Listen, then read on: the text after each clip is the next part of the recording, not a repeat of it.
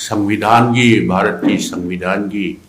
provisions अदुगा articles मयाम पुनमक्सिंगसी लोइना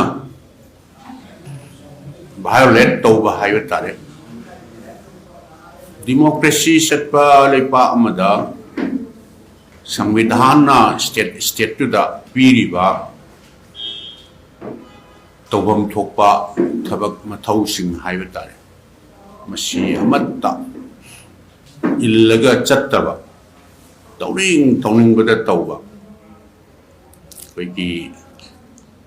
संविधान पीबा highway तारे कॉन्स्टिट्यूशन पीबा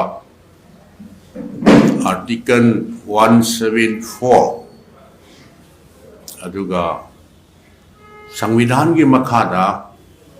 सेमीबा rule of procedure conduct of business मदुगी रूल नंबर 17 ने द पीरिबा सही अमदा कैलेंडर ईयर अमदा हाइबे तारे कैलेंडर ईयर से हुजिक लोइगदौरेनो कैलेंडर ईयर अमदा यामद्रबदा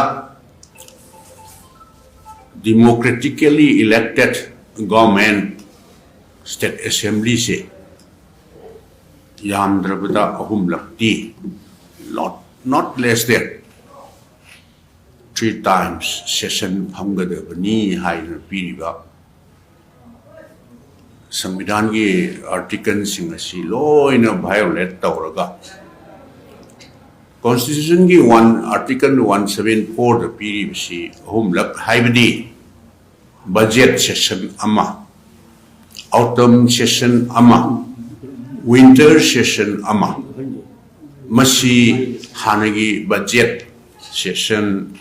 कोई फंगरे अदुगा ऑटम सेशन फंगरे विंटर सेशन से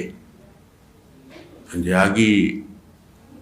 पार्लियामेंट सेशन जो अदुगा अते स्टेट सिंह सेशन जी लोइना विंटर सेशन जी लोइना अयामबना फमनबनी अदु खोई मणिपुर गिदी हौजिक मसी फमननब सोमोनसु तौबिदे अदुगा फमननबगी प्रिपेयर तौसु उदे कैलेंडर ईयर दि लोइगदौरेना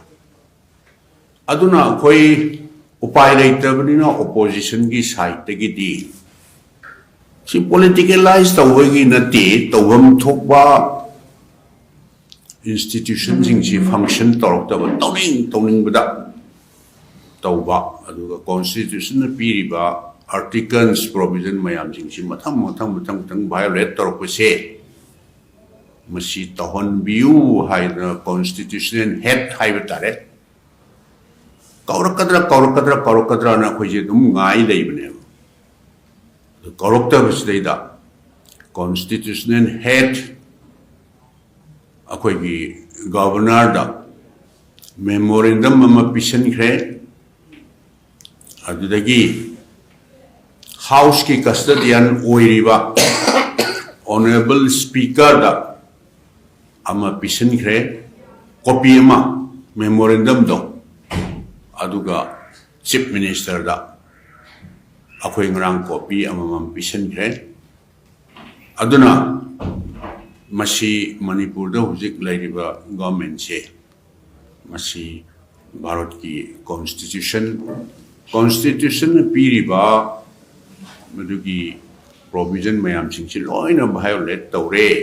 अखोई डेमोक्रेटिकली इलेक्टेड गवर्नमेंट से लैरिब्रा लैत्रब्रा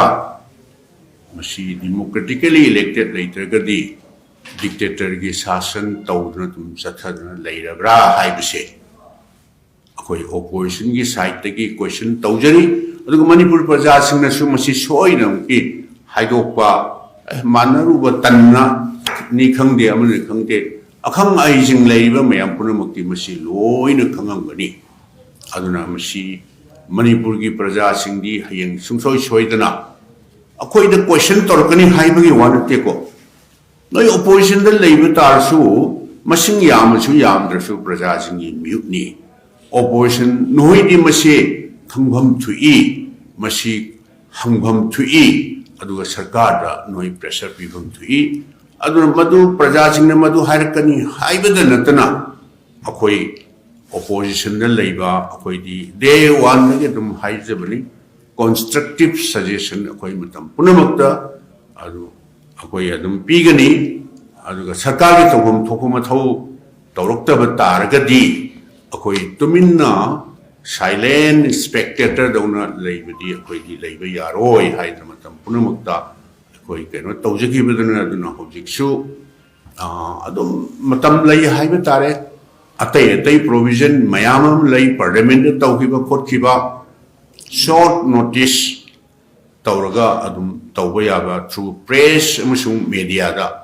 adum asomon tawba yabi provision mayamam lei madudi sarkar na so adum khangam bani adum sarkar da akoi democratically legible institution se function tahon view masi akoi akoi na thamjari mo phumjai in the interest of the state and the public ni haiba e wafam khasi thamjari